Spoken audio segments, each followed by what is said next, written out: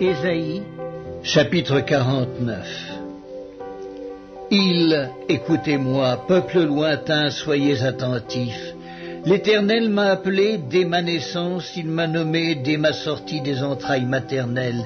Il a rendu ma bouche semblable à un glaive tranchant, il m'a couvert de l'ombre de sa main, il a fait de moi une flèche aiguë, il m'a caché dans son carquois, et il m'a dit, tu es mon serviteur, Israël en qui je me glorifierai. Et moi j'ai dit, c'est en vain que j'ai travaillé, c'est pour le vide et le néant que j'ai consumé ma force. Mais mon droit est auprès de l'Éternel et ma récompense auprès de mon Dieu. Maintenant, l'Éternel parle, lui qui m'a formé dès ma naissance pour être son serviteur, pour ramener à lui Jacob et Israël encore dispersés, car je suis honoré aux yeux de l'Éternel et mon Dieu est ma force. Il dit, c'est peu que tu sois mon serviteur pour relever les tribus de Jacob et pour ramener les restes d'Israël. Je t'établis pour être la lumière des nations, pour porter mon salut jusqu'aux extrémités de la terre. Ainsi parle l'Éternel, le Rédempteur, le Saint d'Israël, à celui qu'on méprise, qui est en horreur au peuple, à l'esclave des puissants. Des rois le verront, ils se lèveront, des princes, et ils se prosterneront, à cause de l'Éternel qui est fidèle, du Saint d'Israël qui t'a choisi. Ainsi parle l'Éternel, au temps de la grâce, je t'exaucerai, et au jour du salut, je te secourrai. Je te garderai, je t'établirai pour traiter alliance avec le peuple, pour relever le pays et pour distribuer les héritages désolés, pour dire aux captifs, sortez, et à ceux qui sont dans les ténèbres, paraissez. Ils paîtront sur les chemins et ils trouveront des pâturages sur tous les coteaux. Ils n'auront pas faim, ils n'auront pas soif. Le mirage et le soleil ne les feront point souffrir, car celui qui a pitié d'eux sera leur guide et il les conduira vers des sources d'eau. Je changerai toutes mes montagnes en chemin et mes routes seront frayées. Les voici, ils viennent de loin, les uns du septentrion et de l'Occident, les autres du pays de Sinim. Cieux, réjouissez-vous, terre, sois dans l'allégresse, montagnes, éclatez en cris de joie, car l'Éternel console son peuple, il a pitié de ses malheureux.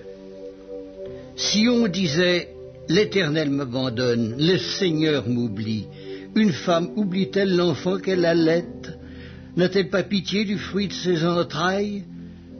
Quand elle l'oublierait, moi je ne t'oublierai point. Voici, je t'ai gravé sur mes mains, tes murs sont toujours devant mes yeux, tes fils accourent, ceux qui t'avaient détruit et ravagé sortiront du milieu de toi. Porte tes yeux alentour et regarde. Tous, ils s'assemblent, ils viennent vers toi. Je suis vivant, dit l'Éternel, tu les revêtiras tous comme une parure, tu t'en ceindras comme une fiancée. Dans tes places ravagées et désertes, dans ton pays ruiné, tes habitants seront désormais à l'étroit, et ceux qui dévoraient s'éloigneront, ils répéteront à tes oreilles ces fils dont tu fus privé. L'espace est trop étroit pour moi, fais-moi de la place pour que je puisse m'établir, et tu diras en ton cœur, qui me les a engendrés ? Car j'étais sans enfant, j'étais stérile, j'étais exilé, répudié. Qui les a élevés? J'étais resté seul. Ceux-ci, où étaient-ils? Ainsi a parlé le Seigneur, l'Éternel. Voici, je lèverai ma main vers les nations, je dresserai ma bannière vers les peuples, et ils ramèneront tes fils entre leurs bras, ils porteront tes filles sur les épaules. Des rois seront tes nourriciers et leurs princesses tes nourrices. Ils se prosterneront devant toi la face contre terre et ils lécheront la poussière de tes pieds. Et tu sauras que je suis l'Éternel et que ceux qui espèrent en moi ne seront point confus.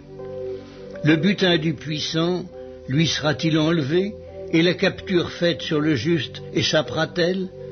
Oui, dit l'Éternel, la capture du puissant lui sera enlevée, et le butin du tyran lui échappera. Je combattrai tes ennemis et je sauverai tes fils. Je ferai manger à tes oppresseurs leur propre chair. Ils s'enivreront de leur sang comme du mou. Et toute chair saura que je suis l'Éternel, ton Sauveur, ton Rédempteur, le puissant de Jacob.